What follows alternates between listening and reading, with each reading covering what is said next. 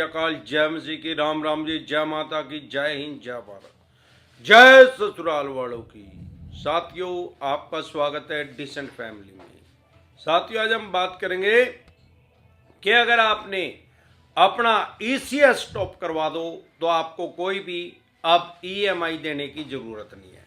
साथियों, सबसे पहले तो ईसीएस के बारे में समझेंगे। ईसीएस क्या भला है भाई? ECS means electronic clearing system. ये आया कब है? ये आया है 2007 में। इसका पूरा नाम जो है वो है पेमेंट एंड सेटलमेंट एक्ट 2007। अब इसका कहते हैं कि अवस्थाविष्कार की जननी है। जब किसी चीज़ की अवस्था होगी तो उसका आविष्कार भी होगा। ऐसा सन 90 के दशक में भी लोगों के लोन होते थे, 80 के दशक में भी होते थे। ब्रिटिश काल से लोगों के लोन होते आ रहे हैं। जब 80-90 के दशक में लोगों के लोन होते थे तो होता क्या था, लोन मिलता कैसे था बैंक से? फॉर एग्जांपल, मैंने 12 महीने के लिए लोन लिया तो मुझे 12 चेक देने पड़ते थे बैंक को, एनबीएफसी कंपनी का। तो उस टाइम जन्म ही नहीं हुआ था। तो वो 12 चेक को हर महीने एक चेक को लगा के अपनी, वो उस टाइम उसको किस्त बोलते थे, अब ईएमआई बोलते हैं, वो ईएमआई अपनी निकाल लेते थे। लेकिन 2007 में क्योंकि सारा देश के बैंक ऑनलाइन हो गए और एनबीएफसी कंपनी का भी जन्म हो गया और एनबीएफसी कंपनी भी ऑनलाइन होगी, तो ईसीएस का जन्म हो गया। अब आज की डेट में क्या है, मान लो कोई आदमी 20 साल के लिए होम लोन ले रहा है या लैप करवा रहा है, लोन अगेंस्ट प्रॉपर्टी, या कोई भी ऐसा लोन ले रहा है, 20 साल के लिए ले रहा है, तो 20 साल के लिए उसको 240 चेक तो देने नहीं पड़ेंगे। तो बैंक या एनबीएफसी कंपनी उसका पैसा कैसे निकालेंगे उसके अकाउंट में से? क्योंकि अगर हमारे बैंक में, हमारे अकाउंट में पैसे पड़े हैं, सेविंग अकाउंट में या करंट अकाउंट में, और उसी बैंक से हमने लोन ले लिया, तो उस बैंक के पास ऐसी कोई पावर नहीं है कि हमारे अकाउंट में से डायरेक्ट पैसा वो निकाल के अपनी जेब में डाल ले। उसके लिए उससे हमारी परमिशन की जरूरत है। जैसे पहले चेक से हम परमिशन देते थे, आजकल ईसीएस से परमिशन देते हैं, इलेक्ट्रॉनिक क्लियरिंग सिस्टम से। इसको बोलते हैं ईसीएस मैंडेट। ईसीएस मैंडेट पे आपने साइन किए होंगे, या नैच नाम से भी आ गया है, नैच पे आप साइन करोगे तो वो भी ईसीएस मैंडेट की तरह ही काम करता है। बहुत से आदमी कहते हैं कि सर मैंने तो ऑनलाइन लोन लिया, मैंने तो किसी चीज़ पे साइन ही नहीं किए। भाई, ऑनलाइन ईसीएस मैंडेट की अप्रूवल दी होगी, ऑनलाइन अप्रूवल दी होगी, ऑनलाइन साइन किए होंगे। ऐसा तो हो नहीं सकता कि आपके अप्रूवल के बिना कोई भी बैंक या एनबीएफसी कंपनी आपको लोन दे दे। ईसीएस ये हर महीने आपके अकाउंट में लगाते हैं। भगवान ना करे ईसीएस मैंडेट जो आपने लगाया है वो 5-4 ईएमआई अगर आपकी डिफॉल्ट होगी तो स्वाभाविक बात है कि वो ईसीएस डिफॉल्ट माना जाएगा। अब पहले क्योंकि चेक बाउंस की धारा थी 138 नेगोशिएबल इंस्ट्रूमेंट एक्ट 1881, जो चेक बाउंस की धारा थी, अब क्योंकि इलेक्ट्रॉनिक तरीके से पैसा निकलने लग गया है तो इसकी एक छोटी बहन बना दी गई है। इसको बोलते हैं पेमेंट एंड सेटलमेंट एक्ट 2007। अगर आपका ईसीएस बाउंस होता है किसी भी बैंक या एनबीएफसी कंपनी में, तो आपके ऊपर सेक्शन 25 में आपके ऊपर केस कर सकता है। केस वो कैसा होता है, वो सारा सिमिलर ही है, बिल्कुल चेक बाउंस की तरह ही। उसमें भी आपको बेल करवानी पड़ती है, जमानत करवानी पड़ती है। उसमें भी तुरंत प्रभाव से बेल हो जाती है, जमानत हो जाती है। अब सवाल ये आता है कि बहुत कम आदमियों के ऊपर ईसीएस बाउंस का केस होता है और बहुत ज्यादा आदमियों के ऊपर चेक बाउंस का केस होता है। उसका सबसे बड़ा कारण ही है कि भाई चेक तो लेते हैं ब्लैंक, आपके साइन करवा लिए, आपने 10 लाख रुपए का लोन लिया, 5 लाख रुपए तार भी दिए, उसको 5 लाख का चेक बाउंस भर के उसमें रकम साइन तो आपने कर ही रखे हैं, या 10 लाख का उसको बाउंस करवा देंगे। लेकिन ईसीएस की पावर तो आपने इनको अनलिमिटेड पावर तो दी नहीं है। ये तो पावर दी नहीं है कि भाई 10 लाख रुपए मेरे पर मंथ निकाल ले करो। उसमें एक लिमिट है, जितनी आपकी ईएमआई है उतनी आपने इनको पावर दी है। तो इसलिए ये ईसीएस बाउंस का केस इतनी जल्दी इजली उसको लगाते नहीं है। और ज्यादातर जो कम लोन अमाउंट होता है 2-4-5 लाख रुपए का, उसमें ईसीएस बाउंस का केस करते नहीं है। इसीलिए इन्होंने चवन्नी छाप कुत्ते पड़ा रखे हैं क्योंकि इनको पता है अगर आज ईसीएस बाउंस का केस आपके ऊपर करेंगे, चेक बाउंस का केस करेंगे, हमारे देश में 44 लाख से भी ज्यादा चेक बाउंस के केस पेंडिंग है और ईसीएस बाउंस के भी बहुत से केस पेंडिंग है। इनको पता है माननीय सुप्रीम कोर्ट तक जाते आते 40-45 साल लग जाएंगे। अब 40-45 साल का इनके पास टाइम नहीं है, 40-45 साल में हरिद्वार जा लेंगे और जिसने लोन लिया वो भी 25-30 साल का तो आज होगा, वो 40-45 साल में उसका ही बोलो राम हो जाएगा। भाई 16 साल के लड़के लड़की को तो कोई बैंक एनबीएफसी कंपनी लोन नहीं देता और ना ही किसी 16 साल के लड़के लड़की को किसी बैंकिंग की परमिशन आरबीआई देता, यानी कि उसको लाइसेंस इशू नहीं करता। तो स्वाभाविक बात है कि जिसने पैसा लिया है वो भी 20-25-30 साल का है और जिसने पैसा आपको दिया है वो भी कम से कम 30-35-40 साल का है।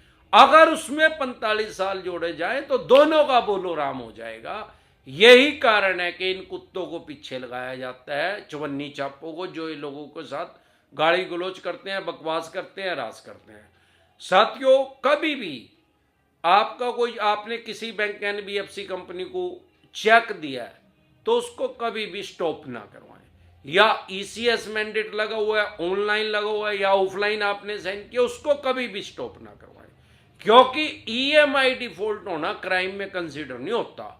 लेकिन अगर आप चेक को स्टॉप करवाते हैं या अपनी ईएमआई जो है, आपका ईसीएस जो लगा हुआ है या नेच लगा हुआ उसको स्टॉप करवाते हैं तो ये क्राइम में कंसीडर होएगा।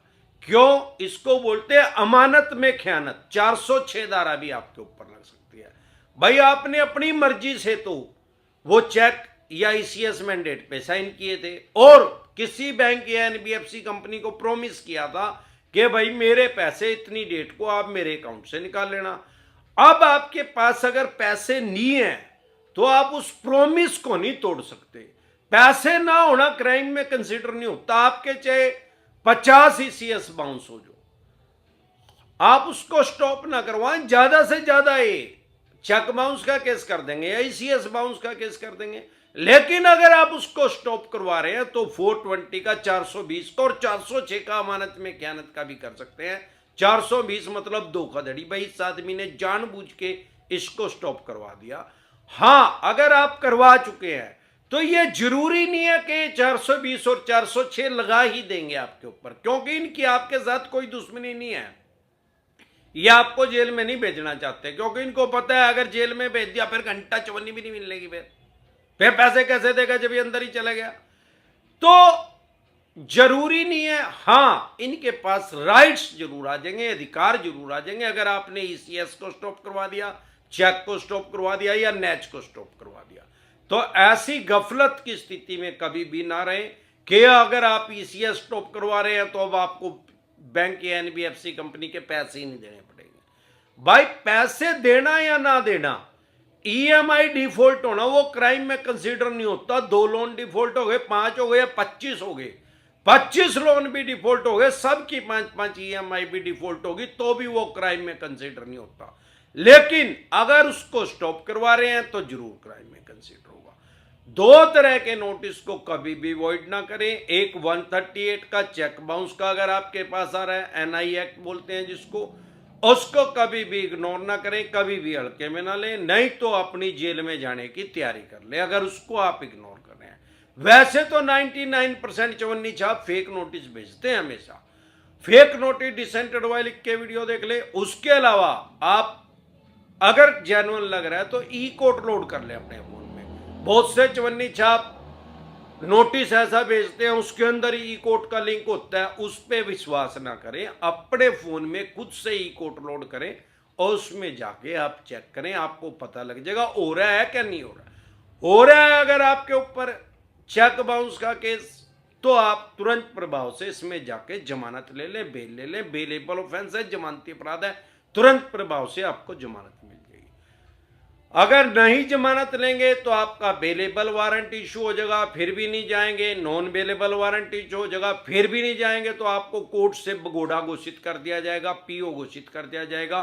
फिर पुलिस का जरूर काम है, फिर पुलिस आएगी, आपको उठाएगी और उसी स्टेट की जेल में आपको बंद किया जाएगा जहां पे जाके इन्होंने आपका चेक बाउंस किया है। अब इससे क्या समझ में आता है, क्या शिक्षा मिलती है भाई? चेक बाउंस होना क्राइम में कंसिडर नहीं है, कोर्ट की अवमानना करना क्राइम में कंसिडर होता है। अगर आप जा ही नहीं रहे, बार बार नोटिस इशू रहे हैं, जिसको कोर्ट की भाषा में समन बोलते हैं। दूसरा, अगर आपके पास सरफेसी एक्ट 2002 के अकॉर्डिंग नोटिस आ रहा है 13(2) का, 13(4) का, 13(2) का, 13(4) का, सिंबॉलिक पोजीशन का, फिजिकल पोजीशन का, उसको कभी भी इग्नोर ना करें, कभी भी हड़के में ना लें, तुरंत प्रभाव से लीगल एडवाइस लें। अगर आप हमारे साथ टेलीफोनिकली जुड़ना चाहते हैं, पर्सनल मीटिंग करना चाहते हैं, फिर आपका लोन 2 करोड़ का है, 5 का, 25 का, 50 करोड़ का है, जितने भी करोड़ का आपका लोन है, लोन से रिलेटेड जो भी दिक्कत परेशानी समस्या आपको आ रही है, जो भी लोन से रिलेटेड आपके पास डॉक्यूमेंट्स हैं, वो सभी लेके आप मेरे से पर्सनली मीटिंग कर सकते हैं, पर्सनली एडवाइस ले सकते हैं, टेलीफोनिकली भी एडवाइस ले सकते हैं।